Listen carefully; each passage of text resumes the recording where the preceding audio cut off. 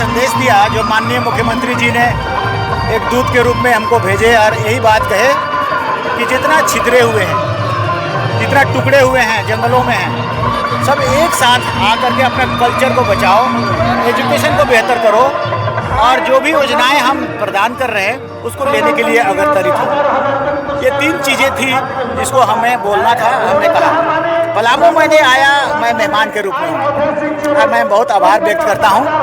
पलामू के लोगों को बहुत अच्छे लोग हैं, बहुत मान सम्मान दिया, सभी लोगों ने इज्जत दी, सभी लोगों ने मिले बहुत प्रेम से, तो मेरा बहुत आभार है। क्योंकि मैं 20 सालों 25 सालों के बाद पहली बार यहाँ आया, तो ये अनुभव मैं लेके जा रहा हूँ, उनको शुक्रिया अदा करके। शिक्षा पे बल दिया, पढ़ने के लिए कहा, तो सब मेरी सारी प्रायोरिटी उसी पर है। मेरा कल्याण विभाग जो है, ओबीसी कल्याण, एससी कल्याण और एसटी कल्याण, उसमें सबसे ज़्यादा पैसे और फोकस एजुकेशन पर ही है। जितने सारा आवासीय विद्यालय हैं, हॉस्टल्स हैं, या बाहर पढ़ने जाना है, या कोचिंग के लिए दिल्ली जाना है, या डॉक्टर और इंजीनियरिंग के लिए कोचिंग कराना है, मेरे जिम्मा है। और इसीलिए माननीय मुख्यमंत्री ने ये जिम्मेदारी मेरे को दी है। हम लोग आने वाला कल में यही आह्वान किया, खरा उतरेंगे। आप प्रतिनिधि मंडल मेरे पास पलामू से आए पहले, तब मैं सारी योजना, चूँकि ये तो अब सभा था, सभी डिटेल से बोली नहीं जा सकती है, मेरे पास आएंगे, देन हम पूरा क्लियरली उसको प्लान बनाएंगे और बेहतर करेंगे उसका। Thank you.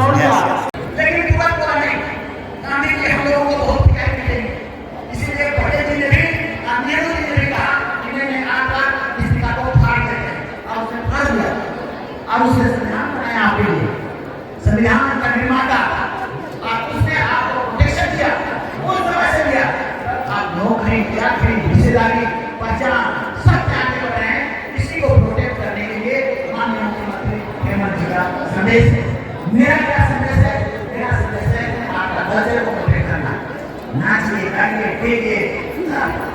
आप अपने को क्या दिया है? बीमारी कहाँ से आता है? जो नाचता टेका नहीं है, कसरत नहीं करता है, उसको बीमारी आता है, उसको हाइपरटेंशन आता है, उसको कैंसर आता है, जिसका दिमाग ठीक नहीं रहता है, जो गाता है, नाचता है, देखता है, आधा घंटा नगाड़ा बजाएंगे, पसीना टक टक टक टक निकल जाएगा, किडनी का सारा बीमारी खत्म, आधार का सारा बीमारी खत्म। ये आपको अस्पताल दिया है आपको खूब ऐसा दवा। आज तो रामदेव बाबा तो कहते हैं कान को पकड़ो, नाक को पकड़ो, खो गयो, कुछ होता है। आप देखिए ना, नाचिए, देखिए ना, आपका कहाँ बीमारी आता है। इसीलिए आप ने आदिवासियों ने आपको दिया है, तब आपका बात खराब नहीं होता था, आंख में चश्मा नहीं लगता था, और आपका उम्र 100 पार होता था। आप कहाँ हैं? और आप मोहम्मद दारू पी जा रहे हैं, मोहम्मद का खाना होता था, उसका प्रोटीनर है, मोहम्मद का दारू है, वो दारू बचा है, 40 साल में आप लोगों को खा रहा है। तो इसको भी त्याग करने की जरूरत है, क्योंकि आदिवासियों को यही दोहरा लगाया जाता है कि दारू पिया, दारू पीता है, समाज में पीता है, समूह में पीता है। ऐसा बात नहीं है, ऐसा बात नहीं है कि वो पीता है, मगर पीता है तो उसको बदनाम कर रहे हैं।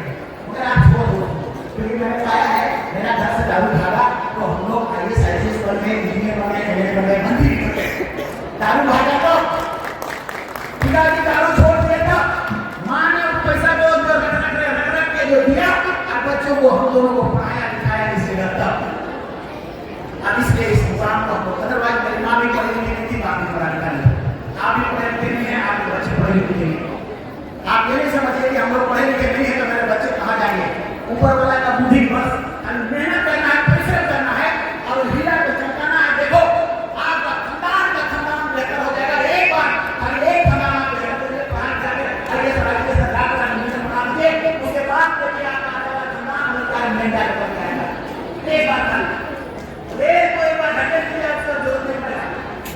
खेती बाड़ी में तो ठीक है, ठीक है, लेकिन बार बार रोज साथ करना पड़ेगा। पढ़ाई में एक बार कर करिए, आपको चलता जाएगा। मैं आप सभी भाइयों से पलामू के लिए योजना का निर्माण हो रहा है, होगा।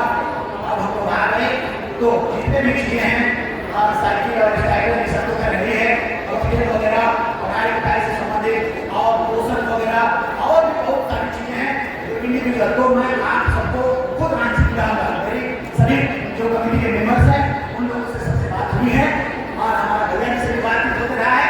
चलिए भैया कुछ ना कुछ लोग पहले भेज दिए हैं, और हम लोग जरूर आपको बुलाएंगे। देखो हम लोग बिना चप्पल को खूब घसीटे हैं, रोड में खूब आंदोलन किए, तो